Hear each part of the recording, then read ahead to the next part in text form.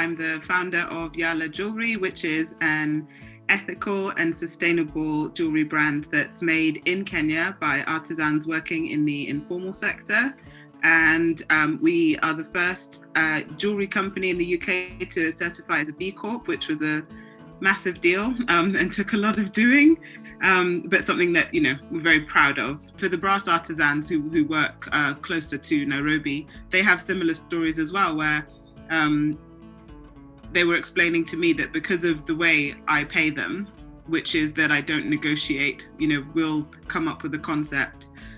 work on it, do all the prototyping and what they call origination. And then once we've decided that they understand how it's going to be to make a product, what it's going to take, how much time, etc., they'll then quote me a price, and I don't negotiate with them on that price, because I know that whatever they've quoted me is what they feel is fair for their labor and will also allow them to make some profit. So when you talk to them about, you know, when I've given you a purchase order for that product and I pay them 50% upfront to cover their costs so that they're never out of pocket, they were explaining to me that 50% covers the costs of, you know, all the raw materials they might have to buy, any additional labor that they'll take on to complete the project, but that once I pay them the balance, the remaining 50%, that's pure profit for them. And they can use that money to do all sorts of things,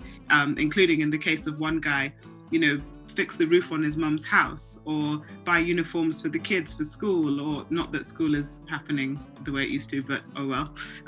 Things like that make a huge difference to me, because it shows that the purpose behind the jewelry is working.